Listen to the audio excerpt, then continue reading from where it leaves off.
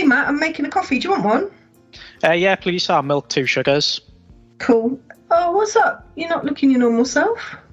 Yeah, I've just had a participant. They're really great and I really like them. And I know they're going to do really well on the programme, but I have noticed a really strong odour and I don't know what to do. I'm feeling really anxious about it. In my heart, I want to avoid the conversation because I know it's easier, but I know that's probably not the best thing to do for the participant. I just really don't know what to do, to be honest. Oh, yeah. Have you ever had to have a conversation with someone before about personal hygiene? No, I haven't, and I really don't know what to do. I mean, I don't want to embarrass them or hurt their feelings. I really want to help them, but I have noticed other people spraying air freshener when they've left, so I know it's not just me who's noticed it. Yeah, there's a couple of ways that you could approach this, Matt. I mean, I've always found it's an easier conversation if they tell you that they've got a problem, but that doesn't always happen. So it is always best to have this type of discussion in a private room, so we're not embarrassing anyone in front of anyone. And then there's 2 different approaches that you can use, so based on that relationship that you have with your participants. So think about it beforehand.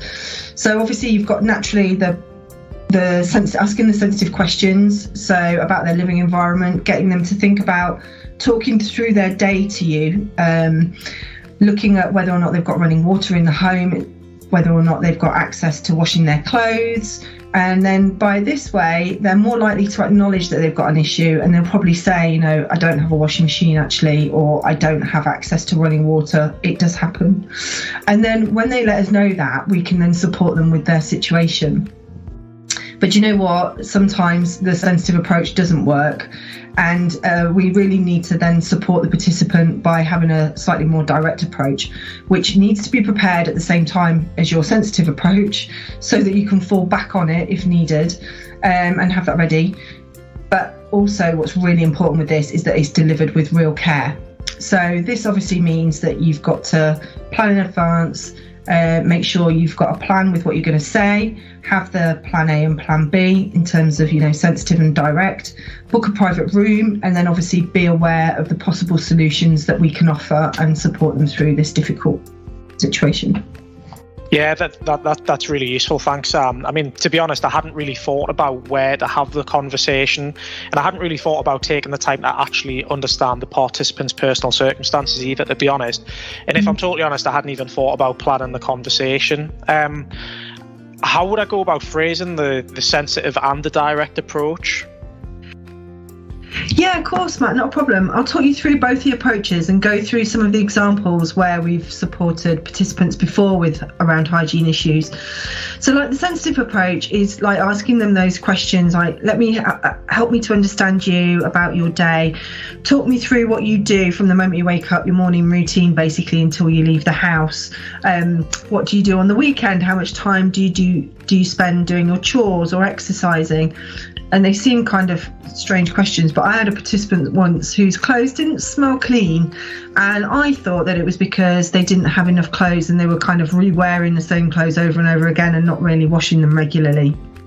So when I set about asking them these questions, they talked through what they did on the weekend, and it actually transpired that they did their washing on the weekend, and the participant said, I did my washing on the weekend, but I don't actually have anywhere for them to dry, and it's becoming frustrating because I can smell the kind of mould on my clothes because I've got nowhere to dry them. So there I was, I'd prepared for this conversation and I had vouchers to buy them clothes, but actually I took those back and we bought them a clothes airer for them to use, which, supported them. You can also ask them more probing questions around their home life to get a better understanding of where they're living, and asking them, to describe, where they wash their clothes and that kind of stuff. Because, I had an example of my participant at the time. I asked them to talk through their home life and what they did and probed a bit further. And through that probing, they came out and they told me that they were living in a squat. And obviously, as a result of them living in a squat, they didn't have access to running water. So that explained the reason why they had the personal hygiene issues. So I could then support them around that. Yeah, thanks, Sam. That's great advice, and it's really great that we'll manage to help those participants. But what about if I have questioned them using that sensitive approach and they don't realise themselves? How would I approach it a bit more directly? Right, well, the first thing to do with the direct approach, the first thing to do is you need to ask permission to ask a direct question. So, for example, you could say, would it be okay if I ask you a direct question?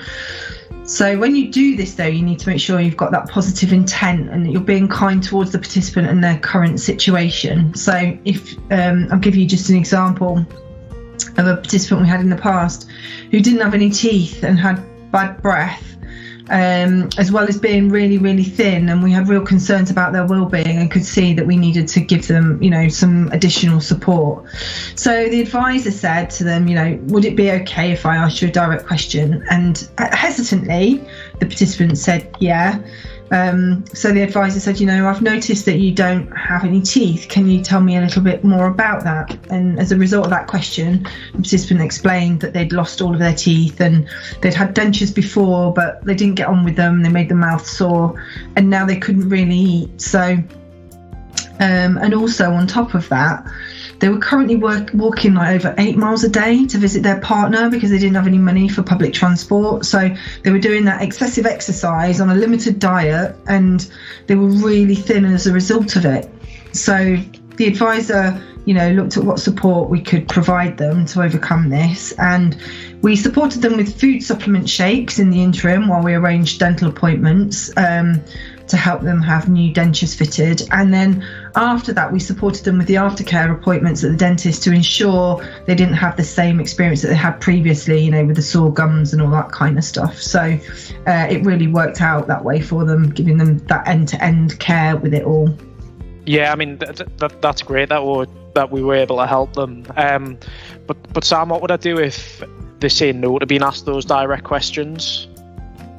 Do you know what? Yeah, I mean, it's rare, but I mean, if that's the case and they say no, you do have to let it go, and then just remember to ask them again, to be able to ask them a direct question at the next appointment, so you're going to have to continue, but just keep trying. But often, as we all know, curiosity gets people, and eventually they will ask what the question was. We had a participant that did this. I'd asked them if I could ask them a direct question and they said no. I was like, okay, so I let it go, carried on with the appointment. But then all of a sudden, people need time to reflect, and they kind of looked at me and said, go on. Yeah. What question were you going to ask me? So I asked them, I can smell body odour, can you? And they looked at me and kind of laughed and said, oh yeah, it's this leather jacket, and kind of hugged it, and they said, I love it. It's my favourite. I wear it in all seasons. And like that day when we were having the appointment, it was like nearly 70 degrees. And, they said, I know it's too hot to wear it, but I just love wearing it. It's like my comfort blanket. Mm-hmm. So we talked about it, and they thanked me for raising it with them. So we agreed at that appointment that they wouldn't wear it all the time, and they were then tasked to go and find out how much it'd cost to get the jacket dry cleaned, because they'd never had it dry cleaned before. So that was part of their action from the end of the appointment. So they went off to do that, so we could get it dry cleaned so it smelt fresher, and they then thought about when they wore it rather than just wearing it all the time. Yeah. I mean, I didn't realise we could do all of that sort of stuff to support them, to be honest. What else can we provide? Oh, do you know what? Yeah, it just depends on the contract that you work on, really. So some contracts have PGA spend, personal job account spending money. Some have hygiene kits in the office. You've also got your route planner tool, so that will support you with finding referral partners. there's organisations like Timpsons, the key cutter places on the high street. They'll dry clean clothes for unemployed people, which is awesome. So like I said, it depends on your contract really, and so the best thing to do is speak to your line manager, and they will support you with, you know, what's been done in the past and the best practice for that office, and what referral partners have already been set up. You know, there's things there already in place, but normally it's just speak to your line manager and they'll be able to help you.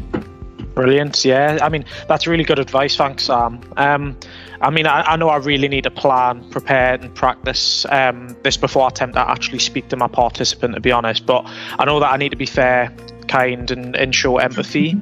Yeah. Quick question though, is it the same for a remote contract? Do you know what? Yeah, pretty much. Yeah, in terms of the approaches, definitely. But obviously, because you're doing it remotely, you're going to see poor self-care in different ways, as you can't smell it so much if that is the situation. But you're going to see poor self-care in ways such as, you know, like dishevelled hair, unwashed, unshaven, stains on the clothes, that kind of stuff. So you'll have those kind of flags that then you can use to then talk through, and then use one of the two approaches depending on the participant. Yeah, that's brilliant advice. Thanks, Sam. I really appreciate your help. Yeah, cool. All right, we'll see you later. Yeah, see you, Sam.